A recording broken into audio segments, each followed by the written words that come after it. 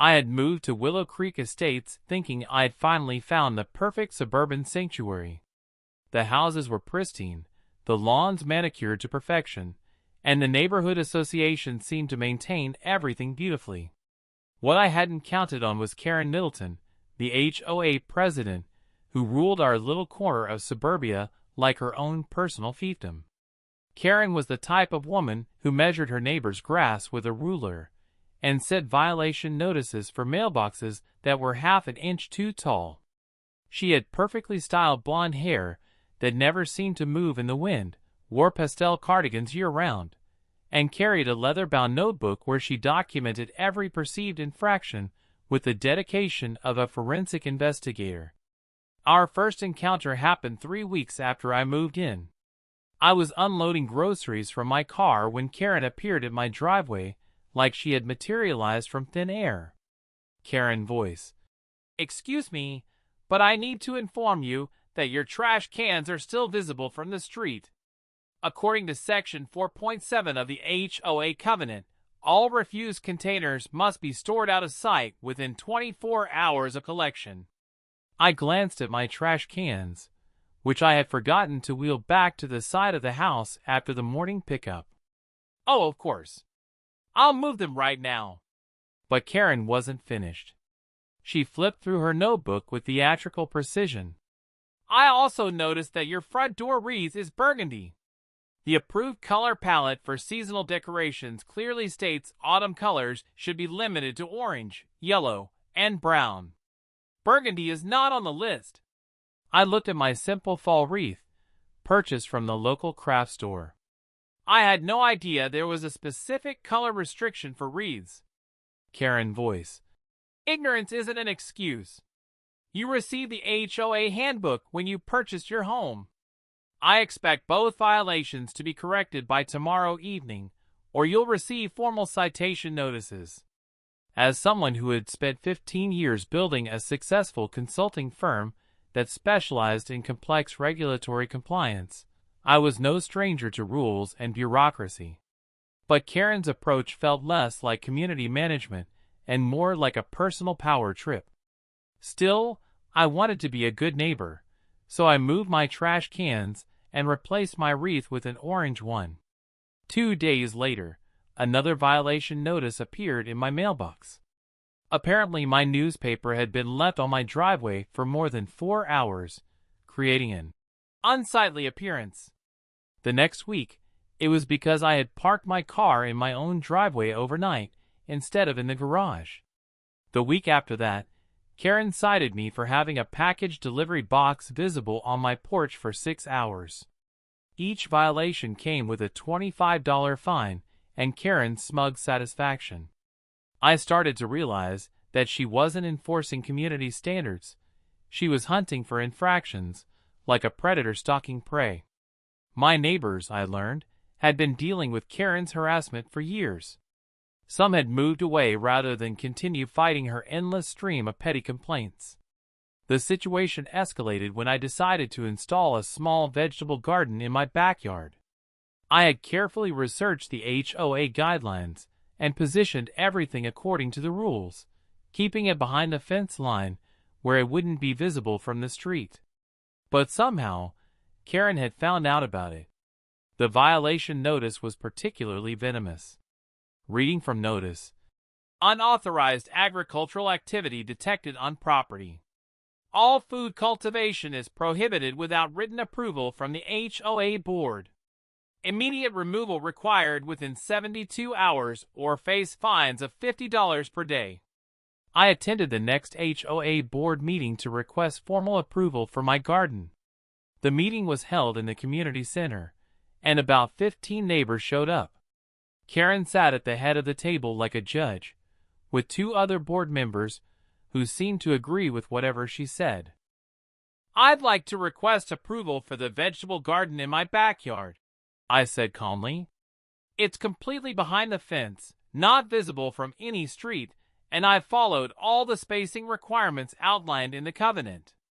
Karen didn't even look up from her papers. Karen voice: "Request denied. Food cultivation creates pest problems, affects property values, and sets a precedent for other residents to ignore our carefully maintained aesthetic standards. But the covenant doesn't actually prohibit gardening, I replied, pulling out my copy of the guidelines. It only requires approval for landscaping changes, which I'm requesting. Karen voice. The board has discretionary authority to deny any requests that don't align with our community vision. Your garden doesn't align.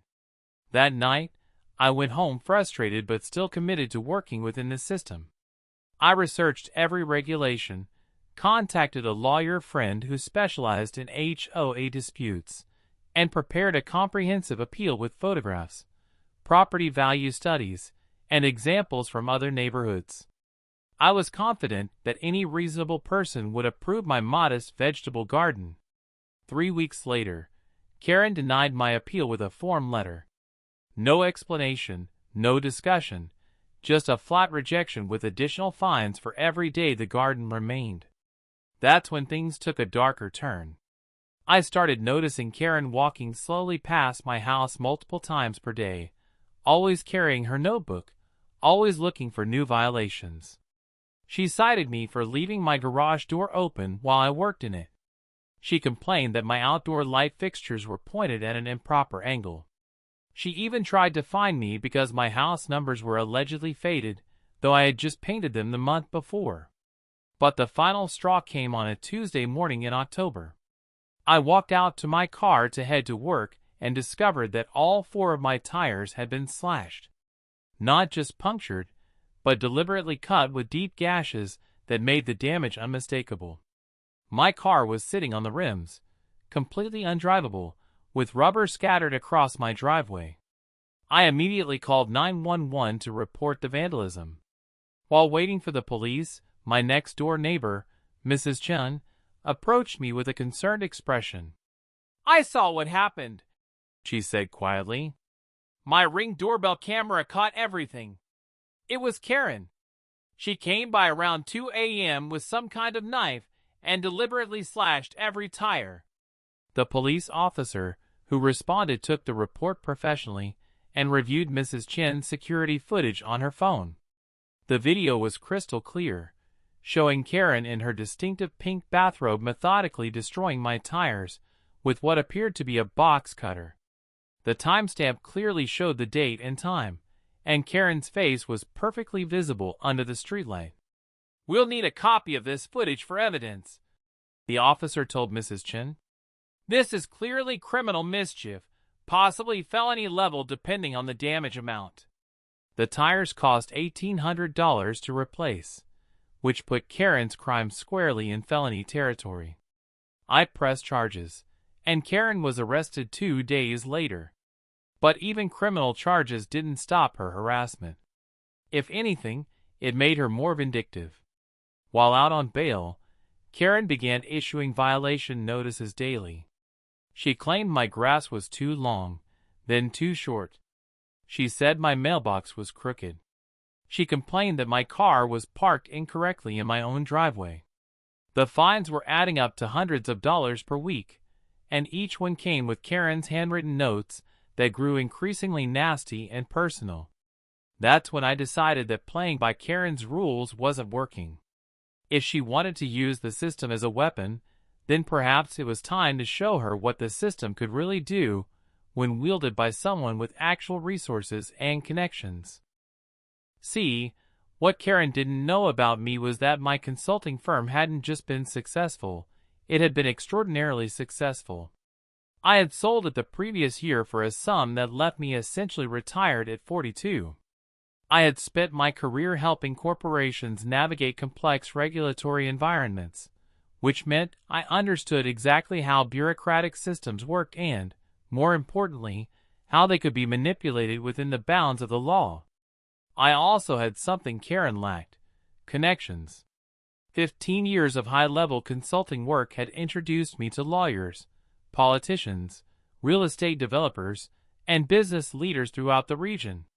When you've helped a city mayor restructure municipal zoning laws and assisted a state senator with environmental compliance issues, you tend to maintain those relationships. My first call was to David Richardson, a real estate attorney who owed me several favors from a complex commercial project I had saved his firm from years earlier. "David, I need you to research something for me. I want to know everything about H.O.A. law in this state, particularly regarding board member accountability, fiduciary responsibility, and removal procedures." The research took 2 weeks, but what David discovered was illuminating. Karen had been operating far outside her legal authority as H.O.A. president. The fine she had been issuing exceeded the amounts authorized in the covenant. Her denial of my garden appeal had violated due process requirements. Most importantly, her personal vendetta against me could be documented as a breach of her fiduciary duty to all homeowners in the community. But that was just the foundation for what I had in mind. My second call was to Marcus Webb, a private investigator who specialized in corporate fraud cases. "Marcus, I need a complete background check on someone, and I need documentation of every H.O.A. violation, fine, and board decision over the past 5 years." What Marcus uncovered was even more damaging than I had expected. Karen had been selectively enforcing rules for years, targeting homeowners she personally disliked while ignoring identical violations by her friends. She had approved landscaping changes for her neighbor that were identical to modifications she had denied for others. Most shocking of all, she had been pocketing some of the H.O.A. violation fines instead of depositing them into the community account. But I still wasn't ready to make my move. I needed something bigger, something that would use Karen's own methods against her in a way she could never recover from. That's when I remembered something from our community covenant that gave me a truly diabolical idea.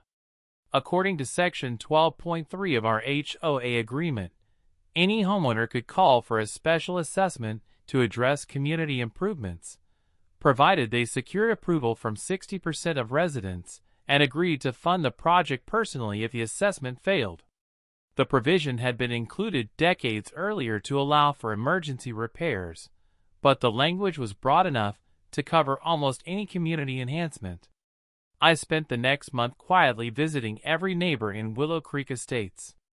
What I discovered was that Karen had made enemies of almost everyone. The elderly couple on Maple Street had been fined repeatedly for having medical equipment visible through their garage window.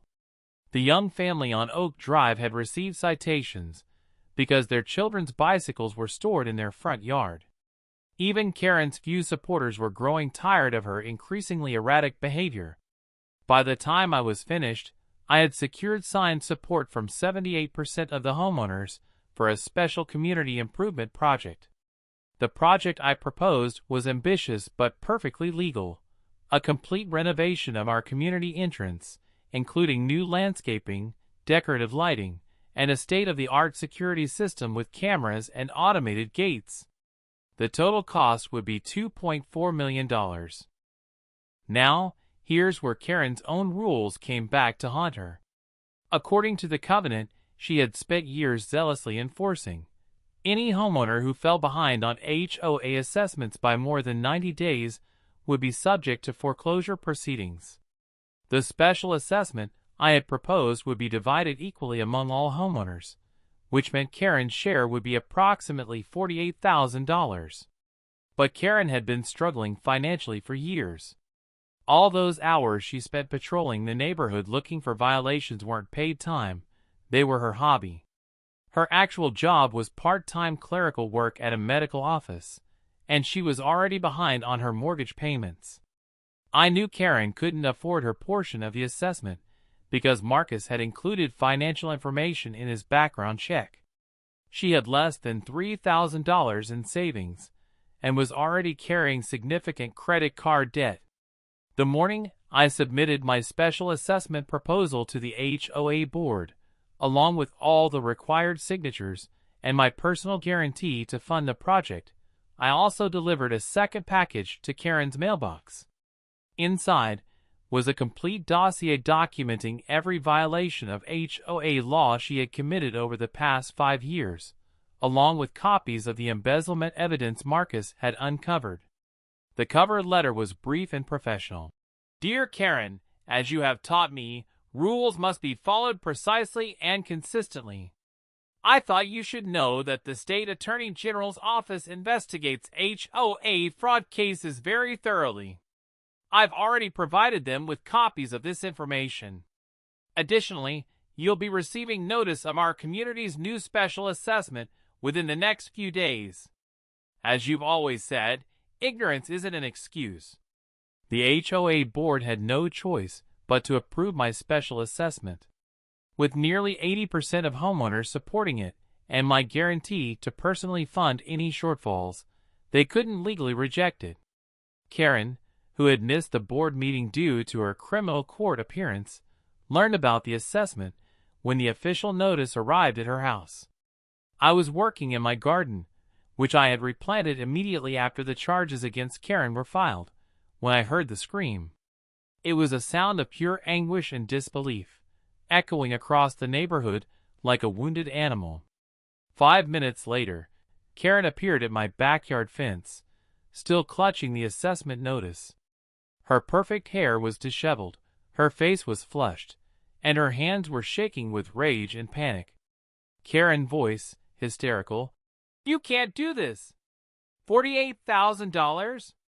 I don't have that kind of money! This is harassment! This is revenge!" I looked up from my tomato plants calmly.